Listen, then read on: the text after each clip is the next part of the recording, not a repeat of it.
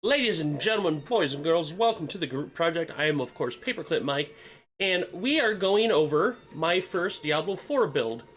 I've been putting in a ridiculous amount of time in Diablo 4, and I would figure, while we still got plenty of time in Season 11, I would go ahead and show at least a couple builds I'm working on. I got one here today, especially since on Season 12, the skill tree's radically changing, so I'm going to go over the character, the abilities, the current layout of weapons and armor, and then we're going to run a nightmare dungeon.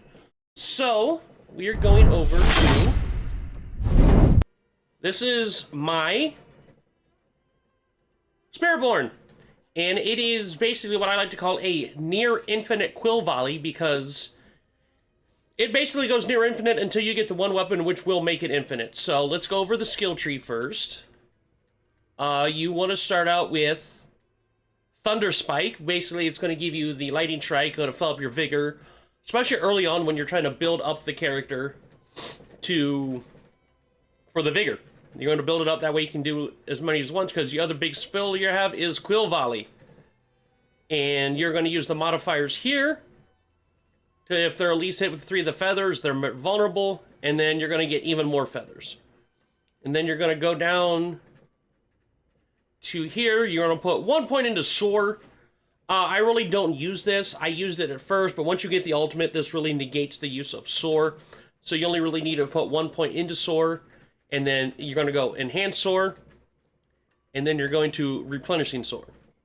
And then when you get down to the defensive skills, there's no Eagle defensive skill. This is basically an Eagle build, but, and I'll show you what happens once we get to our spirits here, you're going to put 1 point into Armor Hide. You're not going to use it, but basically that's going to give you the 1 resolve every 5 seconds. That way you're going to get damage reduction, especially when you're surrounded. And then when you go down to potency skills, I got 2 ranks into Razor Wings. Once again, once I got into the end of this build, I really don't use this. I use it occasionally. If there's a bunch of people surround me, I kind of want to hit them, but obviously you don't need it. So you have the 2 big skills, your basic and your core skill, and the other skill I use is the Seeker. You're going to call down a massive Eagle Spirit that's going to do a shitload of lightning damage. And then your ult, you want to use your ultimate passive, your key passive. You're going to use Vital Strikes, because basically what you're doing is you're making everybody vulnerable, and then you're going to crit them with lightning. So, we're going to go over to the reason you put that into the Gorilla skill, because once you put your first spirit ability, you're going to go double Eagle, because every time you evade or catch a skill, you're going to catch Storm Feathers, but all your Eagle skills are now, every skill is now an Eagle skill. So that one Gorilla skill technically is also an Eagle skill. And then every other cast is a guaranteed crit strike, and you're getting 40% damage bonus. So basically, you make everybody vulnerable, and then you beat their ass. So, also, if you guys want to go up to Mobalytics and look up Near Infinite Quill Volley, under my name, you will find it there, so you guys can follow along. Armor-wise, the helmet, we're using Loyalty's Mantle. I like this because if your Spirit Hall choices match, they're gonna get more potent, cost reduction and cooldown reduction. I'm using Tyrael's Might, the Ancestral Mythic Chest Armor. I am using the Pain Gorger's Gauntlets. So basically, when I cast a non-basic skill, I mark somebody, and then when a basic skill hits them, you're going to deal more damage. And then I have it set up to where Quill Volley is both a core and a basic, so we're getting both benefits from using this. We're using Temerity as the Ancestral Pants to give us Barrier. We're using Path of the Emissary Boots. For every 8.8 meters you move, you invoke a base core skill. And that averages about to, like, if you're just moved, like, once a second. We're using the Rod of Capeliki, which is probably my favorite quarterstaff to use as a Spiritborn, because your core skills are basic skills. So when we were up here using the Pain Gorger's Gauntlets, you're using a non-basic skill and a basic skill. Capelki makes your cores basic, so you get both benefits. And then also it makes them free. So you can, you have a near infinite Quill Volley until you get the rod, then there's an infinite Quill Volley. And then we go over to our jewelry. We got the Conceited Crocodilian Eye, help us more Barrier. The Captive Stone of the Expectant is, and after you attack with a basic skill, the damage of your next core skill will go up. So basically, your core and your basic, which is your primary skill you're using. You're getting both benefits from that. And finally, we're using the Starlight and Lancing Loop, because what this is doing mainly is our Quill Volley, once we shoot it out, it's going to shoot back. So to show you how this works, I have a dungeon here, Nightmare Dungeon. So we're going to go over there.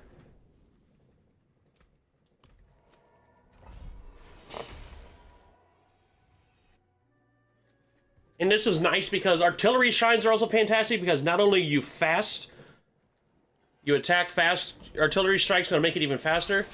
So you can see how the Quill Volley goes back and forth, and now we hit artillery shrine. I attack even faster, and we're getting the holy arrows. And so you can see where I said you get your core skill every time you move. Well, that's our Quill Volley. So we're basically almost just constantly shooting out Quill Volleys. We're going to go over here. Kill everybody here.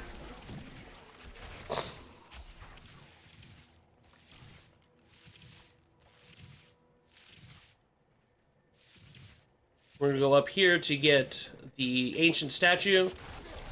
Hi, everybody, you're dead.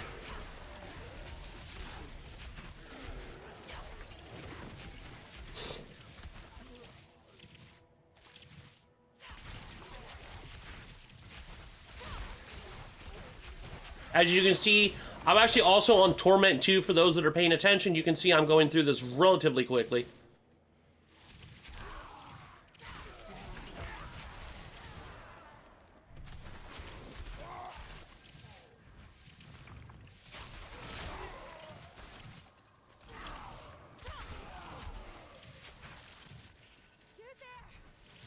We're going to help these people out real quick. And we're just mowing through all these spiders.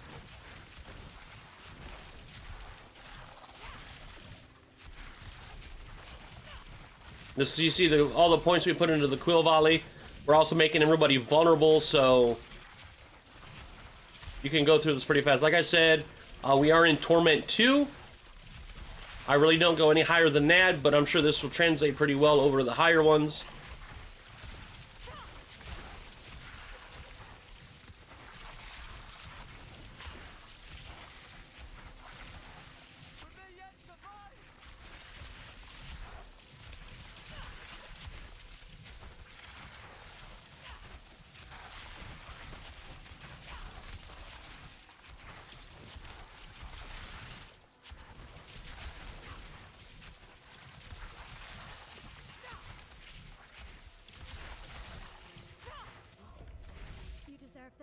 Got that through pretty quick. Pick up all that. Thank you.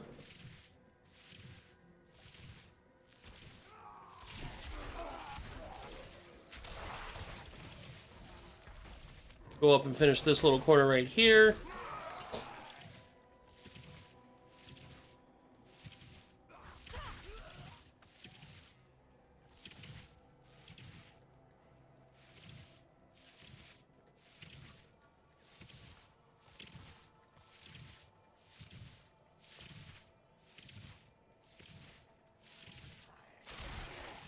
Kill all these skeletons with ease. We'll put you here. And then we're going to go over here to get the last ancient statue. As you can see, I really don't...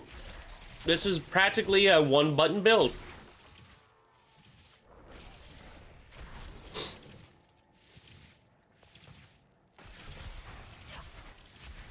So this is not a super complicated... Once you get all the pieces, this is not a complicated build at all. It's basically just one button. And then if you ever need to, hit your ult, and everybody's gone. Use that for bosses, or if you're surrounded, you can pop that off. And you get 3 charges of it, so if you need to, you can pop it like more than once, which is great.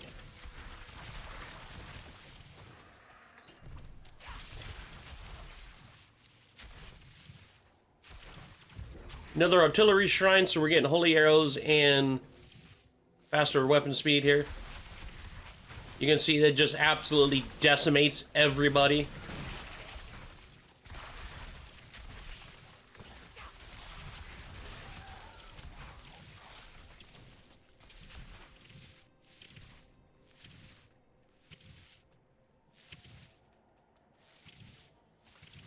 Go back down here. Kill everybody here real quick.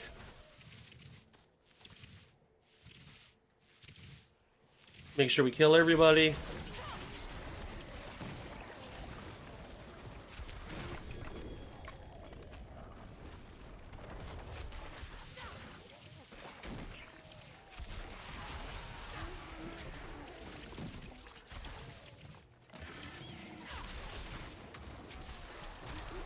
Yeah, this thing is absolutely, especially like you're on a high torment too, and you can see that I'm just absolutely just wiping the floor with everybody.